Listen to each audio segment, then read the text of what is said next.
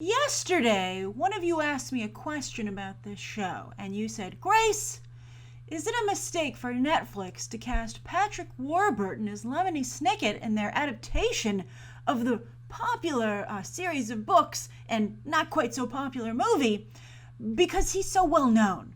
Right? Will people not be able to see past Patrick Warburton and only see Lemony Snicket? And to that I say, not my problem, Lemony Snicket fans. I'm a Patrick Warburton fan, and I will watch anything that he's in. And I believe that's the reason Netflix cast him. We'll see how he does here. I haven't watched this trailer yet, but I watch, again, everything that Patrick Warburton does. And I would say, more often than not, I'm always rewarded for my loyalty. I even watched Rules of Engagement for him, and I have to say that show was actually pretty darn good.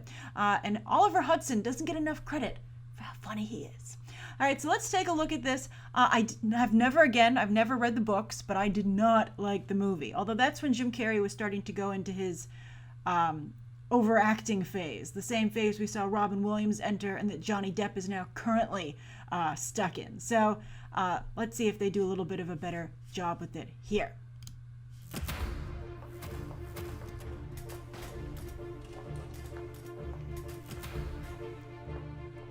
Hello, my name is Lemony Snicket, and once again I find myself in a dimly lit room talking to a complete stranger.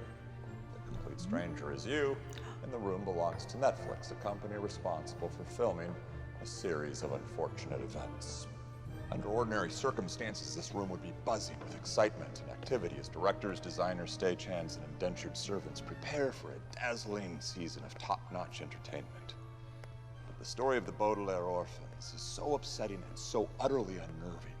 The entire crew is suffering from low morale, a phrase which here means currently under medical observation for melancholia, ennui, and acute wistfulness. Joy, joy, happiness, my fortune's about to change.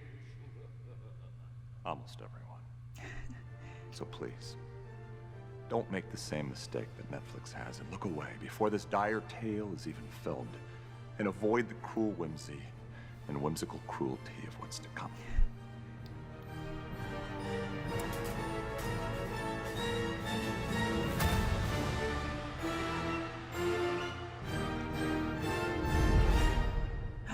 Friday the 13th, I will be there! It's so good!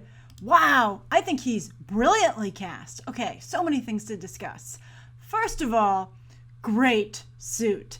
A gentleman in a gray suit is pretty hard to beat, and it was actually made famous by Cary Grant in North by Northwest, which is actually, I believe, officially the greatest suit ever worn in a film. But this one's pretty nice. It's not quite as slick with the tie, but I think that's intentional. But I think Patrick Warburton is great. And I have to say, I'm going back to where I want to start with this. I have never understood the Lemony Snicket setup. Like, I know he's always been the narrator, but I didn't really get that. But this really worked for me in setting up what makes this story unique, because it seems derivative of other things that are in this space, right? I mean, that's just the nature of entertainment. There are copycats, and some things pass other things up when jumping to different mediums, and you never know what a person's entry point is. But this is coming to marketplace at the time that it's coming to marketplace, to a wider audience. A lot of people, it has to overcome the fact that the books aren't quite in their heyday anymore. Also, it has to overcome the fact that a lot of people did not like that movie. I think this is a great first step. And what I like about it is that with the set and everything, it seems very Harry Potter-like, right?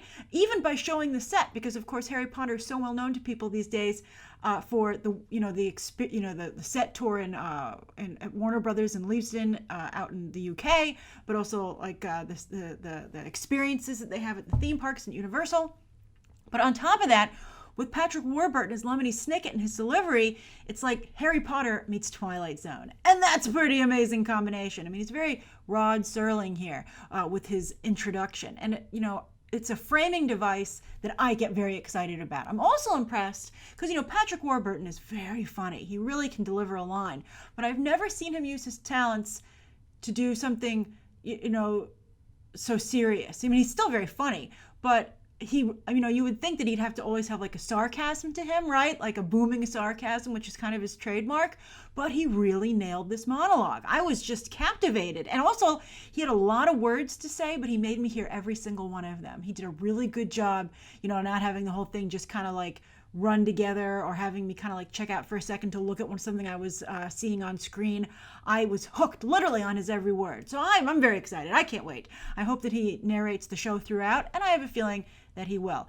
Now, some of you, of course, will be showing up for Neil Patrick Harris. I'm not as quite a big Neil Patrick Harris fan as others, but of course he does have Dr. Horrible Sing-Along, which has its cult fandom, and I do think he did a nice job here. Very Jim Carrey, who of course played the role in the movie, but it reminds me not so much of Jim Carrey in the Lemony Snicket movie, but Jim Carrey in How the Grinch Stole Christmas, which I really like. That movie got a very bad rap when it came out, but I've seen a number of you defending it lately with the announcement that Illumination Entertainment is going to be doing that film as an animated movie. A lot of you were like, the Grinch is great, and I'm like, thank you. And it's also still the highest grossing Christmas film, I think, of all time, or right up there with Home Alone. Very, very big. Now, what I like about this set is that they not only show you the set of where the action is going to take place, and I like that there are different areas, right? Because that's how sets work. They don't build everything, and they have to build multiple locations, often on the same sound stage. But I love having the makeup area here. Like, that just gives it such a great feel, a really cozy behind-the-scenes feel. I think that's fantastic. Very well designed. And I wonder if he'll, to build that, there's no reason to build that on the soundstage. They have trailers for that because, this is valuable real estate on a soundstage. So it makes me think that you'll be seeing parts of that in the series. So I just think that's captivating. And let me just see if there's very flammable dandelions. That's great. They do a nice job here getting this ready. The Littlest Elf, director Monty Kensicle. Let's see what else we've got here. And then you see some costume stuff there. That looks very nice. And that's about it in terms of Easter eggs. I think they knew you'd be paying a lot of attention to Patrick Warburton. And then I love this wallpaper treatment at the end with the eyes. I think that's very, very nice. Hey, if anyone wants to compete with this, Addams Family is still lying around there. Fox and actually, I think Ryan Murphy or his frequent collaborator was involved in it, but they did a Munsters pilot that aired on Fox, I believe, like a couple of years ago. It was really good. Didn't end up going anywhere, which was unfortunate. But I really like playing in this space. And so this looks really good. This looks very, very strong. This looks movie good. Like someone tweeted me yesterday and said this looked as good as Stranger Things potentially. And I would be tempted to agree with that. This looks very, very promising. So I can't wait to watch this. I will definitely be reviewing it. And I'd like to know down below actually what you prefer. Episodic reviews, like a review for each episode, every couple of episodes reviewed, or just a full season review. Because I'm curious, I'm trying to gauge what's the best way to cover these shows on Netflix. Because they're tough to do because they dump them all at once. And so, it's kind of a race to cover them as fast and as best as possible. So thank you to everyone who asked me to watch this. I thoroughly enjoyed it, and I look forward to hearing your comments down below. And you can check out some more videos right now.